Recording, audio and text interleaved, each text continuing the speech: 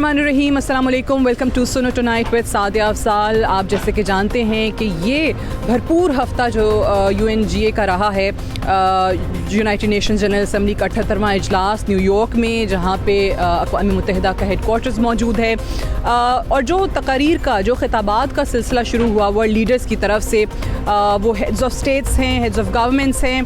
22 तारीख़ वज़ीर आज़म पाकिस्तान अनवारुल हक काकड़ साहब, उनका ख़िताब हुआ और फ़हरिस्त में 7वें नंबर पर उनका ख़िताब रखा गया।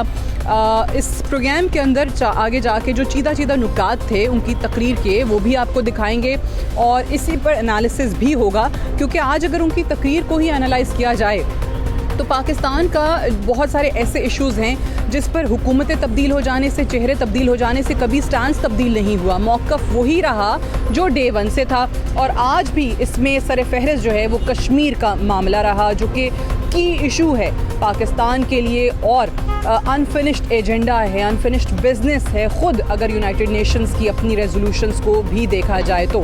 फिर इसी प्रोग्राम में हम आपको अपने एडिटोरियल में ये भी बताएंगे कि किस तरीके से जो एक मकसद था इस इदारे के क़याम का, अक़वाम मुत्तहिदा के क़याम का, वो कैसे इसमें नाकाम हो रहा है। रूस और यूक्रेन, जिस पर तमाम लीडरान ने इस फोरम पर बात की है, हमारे वज़ीर आज़म ने भी इसी इशू से अपनी तकरीर का आज आगाज़ किया, यूक्रेन के हवाले से बात की, और वो पीस जो अमन जो वाहिद मकसद इस इदारे का, इस आलमी इदारे के क़याम का था, वो क्यों पूरा नहीं हो पा रहा, और क्या आने वाले दिनों में इस हवाले से अक़वाम मुत्तहिदा कोई बाकायदा तौर पर कुछ कर सकेगा या नहीं कर सकेगा। इन तमाम चीज़ों के हवाले से हमारे आज के इस प्रोग्राम में बात होगी, so stay tuned. United Nations के जनरल असम्बली हॉल में देख सकते हैं कि वज़ीर आज़म पाकिस्तान की तकरीर जो है वो शुरू हो चुकी है। आज 22 तारीख़ को 7वें नंबर पर उनकी तकरीर थी। काकड़ साहब तकरीर कर रहे हैं इस वक्त, और उनके वफ्द में जलील अब्बास जिलानी साहब फ़ॉरेन मिनिस्टर मौजूद हैं, सेक्रेटरी ख़ारजा साइरस काजी मौजूद हैं, और हॉल भी ज़रा देखिएगा, कोई बड़ी तादाद में लोग इस वक्त मौजूद नहीं हैं यहाँ। और ये हमने देखा है कि जब से कार्रवाई शुरू हुई है, सेशन शुरू हुआ है, तब से मोर और लेस यहाँ पर तमाम ही सरबराहान की तकारीर के दौरान यही हाल रहा है। सो वज़ीर आज़म की जो तकरीर हुई है उसके कुछ चीदा नुकात जो हैं वो पहले आपको आज के प्रोग्राम में दिखाते हैं। सो इस वक्त हमारे साथ पाकिस्तान के वज़ीर आज़म अनवारुल हक काकड़ साहब मौजूद हैं, जो कि UNGA का उनका दौरा मुकम्मल हो चुका है, और उसके बाद उनसे पूछते हैं, अगर मैं प्राइम मिनिस्टर साहब आपसे पूछ सकूं कि एक कोई वो ऐसा फ़ीचर जो आपके दौरे का, जो आप जिसको कामयाबी तस्वुर करें। देखें, एक तो मैं समझता हूँ कि पाकिस्तान को बतौर माशरा और रियासत जो ख़ुद एतमादी ऐसे फोरम्स पे मिलती है, दुनिया के तमाम आलमी जो रहनुमा होते हैं उनसे मिलने का मौका होता है। वहाँ पर पाकिस्तान का जो नुक्ता नज़र है ख़त्ते के हवाले से, उसके सियासी, माशी, मौसमियाती तब्दीली के हवाले से जो इश्यूज़ हैं वो रेज़ करने का हमें मौका मिलता है, और साथ साथ में मैं समझता हूँ कि दुनिया को समझने के बेहतरीन और बेहतर अंदाज में आगे बढ़ने का वो भी एक तहरीक पैदा होती है। और ऐसा नहीं होता कि कोई एक वाक़या या एक इवेंट होता है जिसको आप किसी कामयाबी से ताबीर करते हैं। मैं समझता हूँ पाकिस्तान को अपने बेहतर ट्रैक पे लाने के लिए जो एक जहद मुसलसल है, जो एक तसलसल है, जो एक प्रोसेस है, उसमें कंट्रीब्यूट किया है हमने, और हम कोशिश कर रहे हैं कि उसको आगे लेकर चलें, और जो लोग बाद में मैंडेटेड हुकूमत के आए उनको हवाले करके। आपने आज जनरल असम्बली में you started your speech with Ukraine issue, क्योंकि वो हाईलाइट था, तमामी लीडरान ने उस पर बात की, क्लाइमेट चेंज भी एक उसमें बड़ा इशू था। फिर आपने बड़ा इंपॉर्टेंट जुमला कल CFR में कहा था कि हम किसी कैंप पॉलिटिक्स का हिस्सा नहीं बनना चाहते हैं, सबके साथ अच्छे ताल्लुकात चाहते हैं। जो इंडिया के साथ मामलात हैं, स्पेशली कैनेडियन प्राइम मिनिस्टर के स्टेटमेंट आने के बाद, उस पर क्या हमने उस हद तक कैपिटलाइज़ किया है जैसे हम कर सकते थे?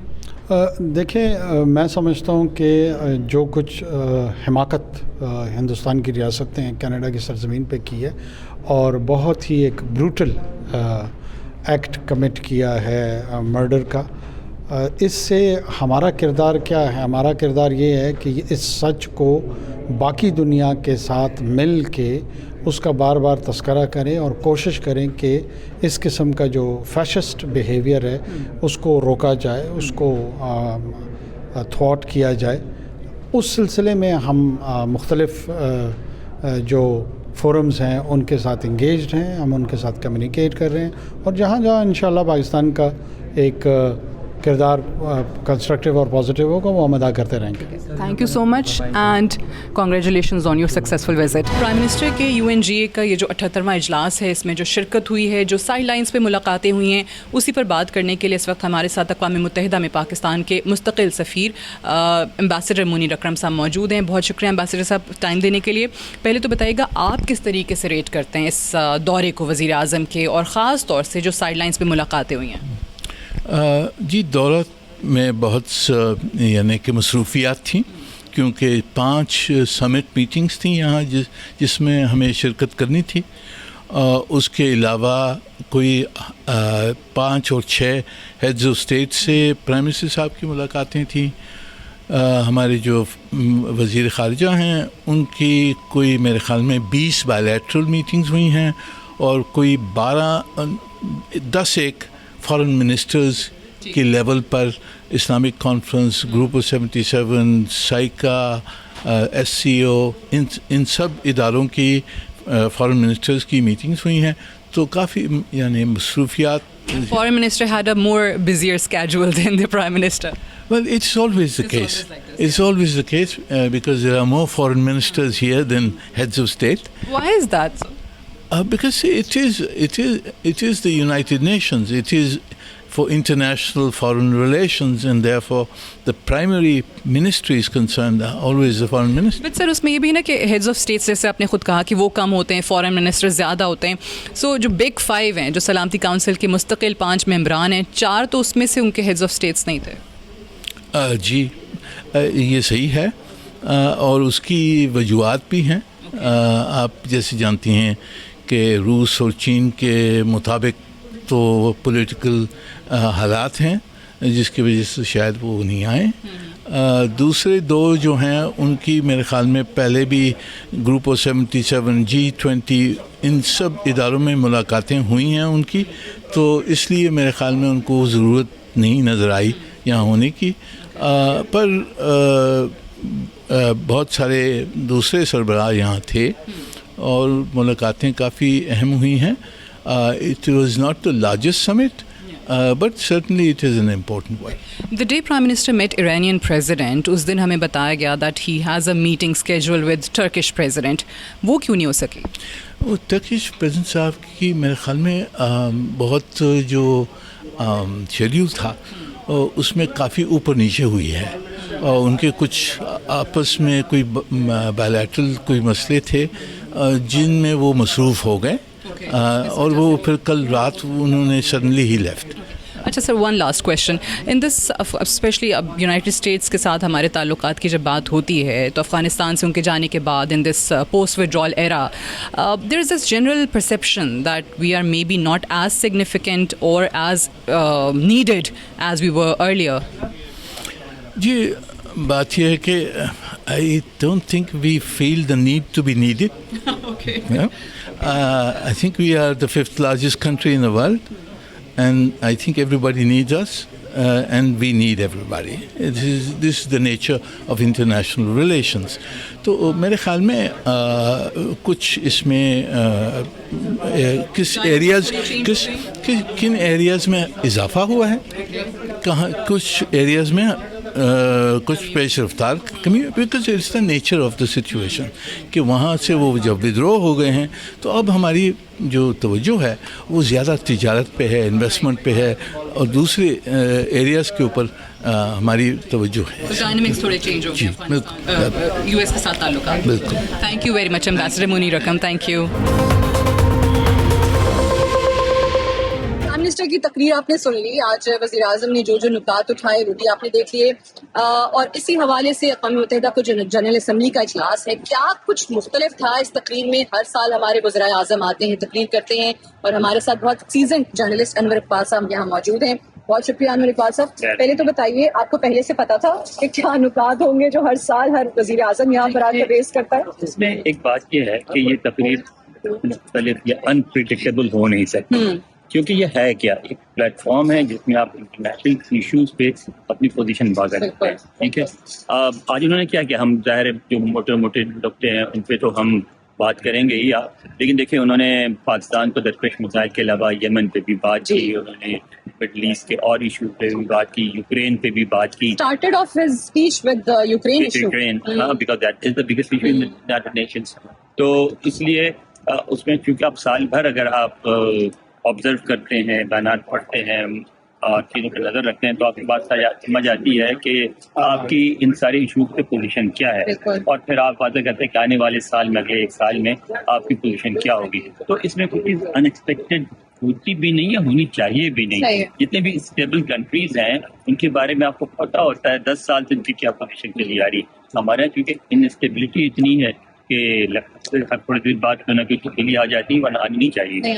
اور صحیح کہہ رہے ہیں آپ کہ یہ فورم ایسا ہے کہ اس پہ وہی آپ کا پرسسٹنٹ ایک جو سٹینس ہے ایشوز پہ آپ وہی ریز کر سکتے ہیں. آپ کی ریکگنیشن بنتی ہے, یہ پاکستان کی یہ پوزیشن ہے یوکرین پہ, پاکستان کی یہ پوزیشن ہے کشمیر, جیسے کشمیر پہ آج بولے, اور ہم نے اپنی پوزیشن واضح کی. ہم نے انڈیا کی جو انہوں نے مزید اپنا جو بڑھایا ہے اس پہ بات کی, ریگولیشن پہ بات کی. ہم اس پہ پرسوں سے کرتے چلے آ رہے ہیں. لوگ کہتے ہیں اس کا کیا فائدہ, کیوں ریز کرتے ہیں. اقوامی برادری ہے, اس کو بتانا ہے, ہر سال ریمائنڈ کرانا ہے.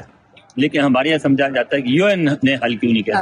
بھائی یو این کے پاس نہ فوج ہے نہ ریسورسز ہے, یو این حل نہیں کر سکتی. یو این آپ کو پلیٹ فارم پرووائڈ کرتی ہے جس میں آگے اپنی باتیں کریں. اور یہ آپ نے بتا دیا کہ یہ یونائٹڈ نیشنز کا انفنشڈ ایجنڈا ابھی بھی ہے, یہ آپ نے مکمل بڑی امپورٹنٹ بات ہے. اس کو ہمارے یہاں کیونکہ بہت سال ہو گئے, ہمارے یہاں اصل میں ایک مسئلہ اور ہوا, جو ٹی وی چینل ہمارے آ گیا نا 24/7, تو اس میں لوگ چاہتے ہیں کہ ابھی جو صبح کی خبر چلی ہے تو اگلی صبح کی خبر سے پہلے کشمیر حل ہو جائے. ایسا نہیں ہے. سو اچھا, all that criticism on care taker prime minister was uncalled for. کہ جی نگران وزیر اعظم ہے, کیوں جا رہے ہیں, because this is the first time اگوائی جنرل اسمبلی کا اجلاس ان کے ٹینیور پہ ہے, تو کیا کریں. دیکھیے کرٹیسزم بھی ہونی چاہیے تھی, کیونکہ جو کانسٹیٹیوشن ہے وہ بڑا واضح ہے کہ آپ سے الیکشن کروائیں گے اور چلے جائیں گے. لیکن ان کی میں نے بات کی تھی ان کی جو پریس سیکرٹری سے, بس آپ بات ہے کہ دیکھیں آپ کی بات صحیح ہے کہ ان کے جو ایکسپیکٹڈ ہے وہ یہی ہے کہ الیکشن کرائیں اور چلے جائیں. لیکن اگر اس بیچ کوئی میجر ایشو آتا ہے تو اس میں حکومت بنائی اس لیے جاتی ہے کہ وہ 3 مہینوں کے درمیان کوئی نہ کوئی ملک کو چلانے والا ہو, خالی نہیں چھوڑ سکتے. تو اس دوران اگر یونائٹڈ نیشنز کا اجلاس ہوا ہے تو اس میں آپ آئیں گے اور اپنی پوزیشن واضح کریں گے. ابھی کوئی طوفان نہیں آنا تھا, لیکن اگر آ بھی گئے تو میں نہیں سمجھتا کیونکہ ایسی بری بات ہوئی. یہاں پہ تو obviously وہ الیکشنز کے حوالے سے اس طرح بات نہیں کر سکتے تھے, بٹ کل والا کاؤنسل آن فارن ریلیشنز پہ جو ان کا انٹریکشن تھا, جو اسپیچ تھی and then Q and A session, وہ بہت امپورٹنٹ تھا. اور اس میں انہوں نے کہا کہ میں کوئی ملٹری کو کا پروڈکٹ نہیں ہوں, میں جو کانسٹیٹیوشن کہتا ہے اس کے مطابق ہوگا, الیکشن کمیشن الیکشنز کروائے گا اور میں چلا جاؤں گا. سو ابھی تک ایسے ہی حالات آپ کو لگ رہے ہیں, یہاں بیٹھ کے انالیسس کیا ہے لوگوں میں غیر یقینی. اچھا, یعنی وہ چاہتے ہیں کہ ایسا ہی ہو, ان کو لگتا نہیں ہے کہ ایسا ہوگا یا نہیں ہوگا. کبھی لگتا ہے کہ ہو جائے گا, انتخابات ہو جائیں گے, چلے جائیں گے. کچھ لوگ کہتے ہیں کہ نہیں وہ سال رہیں گے, کچھ کہتے ہیں 2 سال رہیں گے. اور پھر جو ہمارے مقتدر ہوتے ہیں وہ پوزیشن کو واضح بھی نہیں کرتے, جان بوجھ کے وہاں لوگوں کو کیسی گیم پہ رکھا جاتا ہے. تو اس میں آپ یہ نہیں کہہ سکتی کہ یعنی کہ غیر یقینی ہے, لیکن غیر یقینی رکھی گئی. اچھا, اگر الیکشن کمیشن یہ کہہ رہا ہے کہ جنوری کے آخر میں کروا دیں گے, ابھی بھی آپ کو لگتا ہے کہ اس کے باوجود بھی انسرٹن ہیں چیزیں؟ نہیں, میرا خیال ہے اس بیان سے جو ایگزیکٹ ڈیٹ ہے جی بالکل, تو اس سے لوگوں میں کچھ اعتماد بڑا ہوگا. مگر ہمارے یہاں یہ بھی تو ہے نا, ہماری ملک کی تاریخ ایسی چیزوں غریب ہے کہ ڈیٹ لے کے بھی گزر جاتی ہے, مگر یہ چیز سے اعتماد بھی بڑا. ٹھیک. اچھا, اس فورم کے حوالے سے کہا جاتا ہے کہ اس فورم پہ جو اسپیچ سیلف ہے وہ تو اتنی معنی شاید نہ رکھتی ہے, لیکن سائڈ لائنس پہ بہت ساری چیزیں ہو جاتی ہیں, بہت ڈیولپمنٹس ہو جاتی ہیں. ایرانین پریزیڈنٹ کے ساتھ میٹنگ ہوئی, سیم ڈے اسکیجول تھا کہ ٹرکش پریزیڈنٹ بھی ملیں گے. آپ کو کیا لگتا ہے مصروفیت ان کی تھی یا کیوں نہیں ملے؟ دیکھیے ان کی طرف سے ایکسپلینیشن مجھے لگتی ہے وہ یہ ہے کہ جو وقت تھا اس وقت ان کی ان ایکسپیکٹڈ ملاقات ہو گئی اسرائیلی پریزیڈنٹ سے یا پرائم منسٹر سے, اسرائیلی لیڈروں سے ہو گئی. اور اسرائیل ترکی کے لیے بہت بڑا مسئلہ ہے, کیونکہ ان کے بہت قریبی تجارتی تعلقات ہیں, لیکن سیاسی وہ بھی ہے, تناؤ بھی ہے, کیونکہ جو فلسطین کی پوزیشن ہے اس کو اس طرح کی تسلیم نہیں کرتا ہے, کیونکہ ہم تو ظاہر مسلمان کے ساتھ ہیں. تو اسرائیلی ایسا ایشو ہے ترکی کے لیے جس کو اگنور نہیں کیا جا سکتا. اور اگر ان کی اسرائیل سے میٹنگ پہلے سے اسکیجول تھی تو پھر تو یہ لگے گا کہ جیسے انہوں نے ہمارے پرائم منسٹر کو اگنور کیا. اگر پہلے سے اسکیجول نہیں تھی تو پھر اس کا مطلب یہ ہے کہ ہمارے وہ اچانک کیونکہ ایک زیادہ امپورٹنٹ میٹنگ آ گئی تو اس پہ. ٹھیک ہے. آپ کو کیا لگتا ہے کہ پرائم منسٹر صاحب واپس گھر جا کے کیا بتائیں گے اپنی آڈینس کو؟ ٹیک اوے کیا ہے؟ کبھی اس کا ہوتا نہیں ہے اس طرح سے کہ آپ کو یاد ہے کہ جب پہلی بریفنگ ہوئی تھی آپ بھی تھی میں بھی تھا اور ہم نے فارن سیکرٹری سے پوچھا تھا, میں نے کیا تھا کہ اس کا ٹرسٹ کیا ہوتا ہے. بالکل میں نے کہا کہ آپ نے بڑا ون لائنر سوال کیا, ٹرسٹ کیا ہوگا. انہوں نے کہا کہ انگریزی میں کہا every meeting does not have tangible results. تو یعنی کہ ہر میٹنگ پہ جو ایسے ڈائر نہیں نکل ہاں جی یہ حاصل کر کیا. تو اس میٹنگ میں وہ یہی کہیں گے کہ میں نے جا کے مختلف جو ہمارے مسائل ہیں ان پہ پاکستان کی پوزیشن واضح کی اور بتایا کہ مثلاً کشمیر پہ ہمارے پوزیشن کوئی تبدیلی نہیں آئی ہے, چاہے کوئی پوزیشن آئے یا جائے. ہماری معاشرے پر ہمارا معاشی بحران ہے, اس میں آپ نے جو ہم سے وعدے کی تھے ہم امید کرتے ہیں کہ آپ پورا کریں گے. ایس ڈی جی گولس کی بات کر رہے ہیں آپ کی اہداف ہم تدنوں پر رکھی ہیں معاشی ان کو حاصل کرنے کے لیے ہمیں جو آپ نے وعدے کیے ہیں وہ پورے کریں. کل بھی دوبارہ آپ نئے وعدے کیے ہیں وہ وعدے بھی پورے کریں, صرف وعدوں سے نہیں ہوگا. تو یہ جو ہے یہ ہی رزلٹ ہوتا ہے اس طرح کی میٹنگ. سوال چائنا کے حوالے سے ہوئے کاؤنسل آن فارن ریلیشنز پہ. ایک تو انہوں نے کہا کہ پاکستان کسی کیمپ پالیٹکس کا حصہ نہیں بننا چاہتا. We don't wish to join any camp politics. Have you really decided that? دیکھیے ہم کوشش یہ کر رہے ہیں کہ چین اور امریکہ کے پنجابی کہتے ہیں نا بچوں ہو کے لنگ جائیں. ٹھیک ہے. اور میں سمجھتا ہوں کہ ہماری جو پوزیشن ہے ہمارے لیے یہی مناسب ہے. ٹھیک ہے کہ ہم کیا اگر ہم چین کے خلاف پوزیشن لیں اگر اور چائنا ویکن ہوتا ہے تو اس سے کیا ہوگا؟ انڈیا مضبوط ہوتا ہے تو ہم کمزور ہوتے ہیں. ٹھیک ہے نا, ہم پھنستے ہیں. اگر ہم امریکہ کے خلاف پوزیشن لے لیں تو انڈیا آلریڈی اتنا اسٹرانگ ہے, مزید مضبوط ہوتا ہے امریکہ میں, اور پھر وہ ہمارے خلاف آ جاتی ہے پھر ہم ویکن ہوتے ہیں. ایسی پوزیشن میں نہیں ہے اس پہ کسی ایک طرف جا سکیں, ہمیں بیچ میں ہی چلنا ہوگا. آئی ریممبر میں نے کوئی 1.5 مہینہ پہلے اس پہ ایڈیٹوریل کیا تھا اور یہ تھا کہ جی پاکستان ہمارا اسرائیل ہے. یہ کوئی آج سے 13-14 سال پہلے چائنیز ڈپلومیٹ کا اسٹیٹمنٹ تھا جس پہ وزیر اعظم نے بات کی اور پھر انہوں نے آگے جا کے کہا کہ دیکھیں یو ایس کی جو چائنا کو کنٹین کرنے کی پالیسی تھی اٹ ڈڈنٹ ورک. اور اس کے بعد ان سے یہ جو ہوسٹ بیٹھے ہوئے تھے انہوں نے کہا کہ this statement could be troubling for American audience. Then he had to clarify.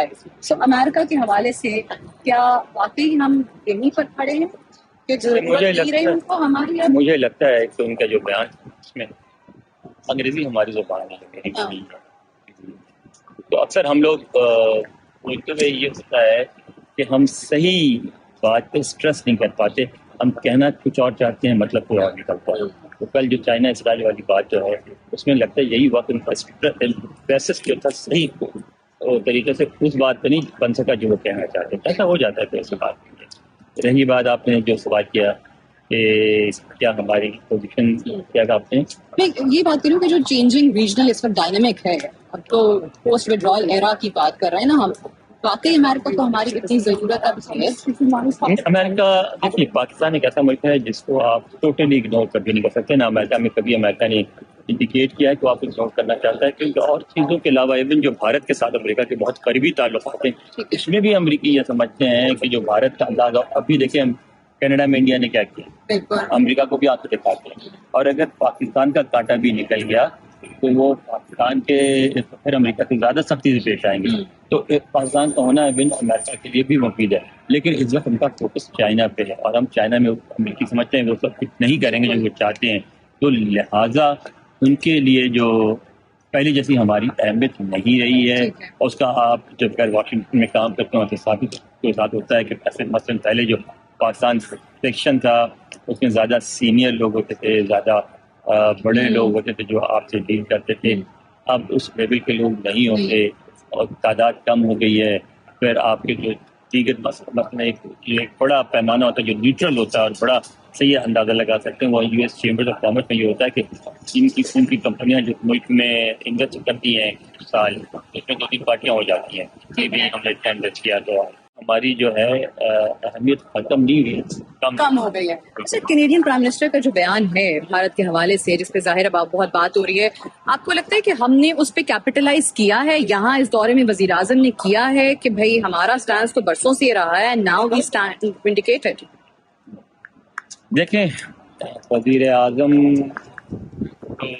جتنا کر سکیں گے کریں گے، لیکن اس میں تو ایک مربوط پالیسی کی ضرورت ہے. اور اس پہ آج میں پڑھ رہا تھا کہ مشاہد حسین صاحب نے لکھا کہ مجھے افسوس ہے کہ حکومت اس طرح ریئیکٹ نہیں کر رہی جس طرح کرنا چاہیے. اور میں بھی سمجھتا ہوں کہ ایک خاصا ایشو ہے جس پہ انڈیا بیک فٹ پہ چلا گیا ہے اور ہمیں اس معاملے کو ہائی لائٹ کرنا چاہیے. ہمارے یہاں بدقسمتی یہ ہے کہ ہمارے یہاں اتنی زیادہ انٹرنیٹ پالیٹکس ہے کہ بہت سارے کام ہم کر نہیں پاتے. مثلاً آپ یہ دیکھیں کہ فاطمہ بھٹو، اس جیسے کئی 5-6 افراد ہیں جو بہت اچھے اسپیکر ہیں، جو انٹرنیشنل پلیٹ فارم پہ بہت اچھے طریقے سے ریپرزینٹ کر سکتے ہیں، لیکن ڈومیسٹک پالیٹکس کی وجہ سے ان کو چانس نہیں ملتا. ہمارے پاس 8-10-12 ایسے اسکالرز ہونے چاہیے جو اس وقت ہر جگہ جا کے اس ایشو پہ بات کریں. ٹھیک ہے، اور یہی وجہ آپ کو لگتی ہے کہ جو بھارتی وزیر اعظم ہے وہ نہیں آئے یہاں پر، یا کوئی اور وجہ ہے، یا G20 کے بعد وہ اتنے زیادہ کانفیڈنٹ ہیں کہ ان کو اس فورم کی اب ضرورت ہی نہیں رہی؟ ضرورت تو خیر اب بھی ہوگی، لیکن G20 ہو گیا تھا، انہیں پتہ لگا کہ کوئی بھی نہیں جا رہا ہے، بڑے بڑے ممالک نہیں آئے، تو اس لیے اب وہ اپنے آپ کو بڑا کرتے ہیں، وہ بڑوں کے کلب کے ساتھ پھرتے ہیں، چھوٹے موٹوں کے ساتھ. صحیح ہوتے ہیں. چلیں، بہت شکریہ میری کلاس سے بات. Welcome back with this editorial Sadia stack, جس میں ہم اقوام متحدہ کے حوالے سے ہی بات کر رہے ہیں، جس کے قیام کو 78 برس کا عرصہ گزر چکا ہے. اگر آپ اس عالمی ادارے کے قیام سے لے کر ان 78 برسوں میں دیکھیں تو دنیا میں تقریباً چھوٹی بڑی جنگیں ملا کے 250 کے قریب جنگیں ہو چکی ہیں. اور ابھی تک اگر آپ کہیں کہ جو ایک بنیادی ایجنڈا تھا اس ادارے کے قیام کا کہ دنیا میں کیسے امن ہونا چاہیے اور تمام ممالک ایک دوسرے کے ساتھ سکون سے چین سے رہیں، اس میں آپ کو یہ ادارہ ناکام نظر آتا ہے. اور شاید یہی وجہ ہے کہ اسی لیے اس کو ہر سال ایک ڈیبیٹنگ کلب کا نام دے دیا جاتا ہے کہ لوگ آتے ہیں، تقاریر کرتے ہیں. اس میں سے بیشتر سربراہان کی رہنماؤں کی تقاریر کے دوران آپ کو آدھے سے زیادہ ہال جو ہے اکثر خالی بھی نظر آ رہا ہوتا ہے. تو آج جو ہمارے وزیر اعظم ہیں ان کی بھی تقریر ہوئی ہے، جس کے اہم نکات آپ نے اس پروگرام میں بھی دیکھے ہیں. ابھی اگر ہم اوور آل دنیا کی بات کریں اور دنیا میں امن کی بات کریں، پیس ایک ایسی چیز ہے جو کہ سر فہرست رہتا ہے. جب بھی آپ یونائٹڈ نیشن کے جنرل اسمبلی کے ایجنڈا پہ بات کرتے ہیں تو 3-4 بنیادی نکات آپ کو نظر آتے ہیں، اور اس میں ہر لیڈر جو ہے وہ آ کے سب سے پہلے پیس کی بات کرتا ہے، امن کی بات کرتا ہے کہ ہمیں دنیا میں امن کا قیام چاہیے. لیکن 2 برسوں سے جو حالیہ روس یوکرین جنگ جاری ہے، اگر آپ یہ کہیں کہ اقوام متحدہ اس کو رکوانے میں ناکام رہا ہے تو ظاہر ہے وہ غلط نہیں ہوگا. اور اب اس کا حل کیا ہونا چاہیے، وہ حل تلاش کرنے میں بھی آپ کو اقوام متحدہ کی ناکامی نظر آتی ہے. اور اسی طریقے سے اب اگر یہ کہا جائے کہ خطرہ مزید بڑھ گیا ہے تو وہ بھی بے جا نہ ہوگا. وہ اس طریقے سے کہ اگر آپ دیکھیں تو تقریباً 2 مہینے پہلے ہی جو رشین پریزیڈنٹ ہیں ولادیمیر پوٹن، انہوں نے ایک بیان دیا اور انہوں نے کہا کہ رشیا نے اپنے دفاع کے لیے بیلاروس کے اندر جوہری ہتھیاروں کو نصب کر دیا ہے، اور اگر روس کی سرحدوں کو خطرہ ہوا یا ہماری سلامتی کو خطرہ ہوا تو ہم اس کو استعمال بھی کر سکیں گے. ساتھ ہی ساتھ اگر آپ US پریزیڈنٹ کی بات کریں جو بائیڈن، تو ان کا بھی یہ بیان آیا کہ جو جوہری ہتھیار ہیں ان کے استعمال کے امکان کو رد نہیں کیا جا سکتا، اور اوبویسلی وہ بھی روس کو ہی اس کا ذمہ دار ٹھہراتے ہیں. اب اقوام متحدہ کی اس پورے سیناریو کے اندر جو حیثیت ہے وہ ثانوی ہو جاتی ہے. وہ اس طریقے سے کہ آپ کہیں پر بھی قرارداد، جو سلامتی کونسل کے 5 بڑے ممالک ہیں، اگر روس کے خلاف آپ کوئی قرارداد لاتے ہیں تو یقینی طور پہ روس اس کو ویٹو کر دے گا، تو وہ قرارداد منظور نہیں ہوگی. اور اگر آپ روس جو ہے وہ یوکرین کے خلاف کوئی قرارداد لاتا ہے تو دیگر باقی 4 ممالک وہ اس کو ویٹو کر دیں گے. سو یہاں پر تو ریزولوشنز کی منظوری بھی ممکن نہیں ہے سلامتی کونسل کے اندر ان اپنے 5 ممالک کے ڈفرینسز ہونے کی وجہ سے. ساتھ ہی ساتھ اگر آپ یہ کہیں کہ جو پاکستان کے ایشوز ہیں وہ بھی ویسے کے ویسے ہیں اور اس میں سر فہرست اوبیسلی کشمیر آتا ہے، جس کو ہم unfinished agenda of United Nations اس طریقے سے کہتے ہیں کہ اس کی اپنی قرارداد تھی اور اس پر عمل درآمد نہیں ہوا، اور پاکستانی وزیر اعظم جو ہیں وہ ہر سال یہاں پر آتے ہیں، تقریر کرتے ہیں. آج بھی جیسے ہم نے بات کی کہ پیلسٹائن کو ریز کیا گیا، کشمیر کے ایشو کو ریز کیا گیا، لیکن اس کے باوجود کیونکہ کسی ملک کے اوپر اس طریقے سے آج سچ بائنڈنگ نہیں ہے، یا پھر کچھ ایسے شکے بھی ہیں اس چارٹر کی جس کے حوالے سے کہا جاتا ہے کہ نہیں یہ بائنڈنگ ہوتی ہے، لیکن اگین سوال یہی ہے کہ اگر بائنڈنگ ہے بھی تو کیا اس پر عمل ہوتا ہے؟ تو اس کا جواب ہے نہیں. اور روس یوکرین جنگ اس کا منہ بولتا ثبوت ہے. یہ تو ضرور کہہ سکتے ہیں کہ اس ادارے کے قیام کے بعد سے لے کر ابھی تک کوئی پہلی جنگ عظیم یا دوسری جنگ عظیم جیسی صورتحال پیدا نہیں ہوئی، لیکن اس کے باوجود اتنے زیادہ کانفلکٹس دنیا میں شروع ہو گئے ہیں کہ اگر اس کو صرف اور صرف ڈیبیٹنگ کلب ہی کہا جائے تو وہ غلط نہ ہوگا. That's all for tonight. مجھے اجازت دیجیے. گڈ نائٹ اینڈ اللہ حافظ.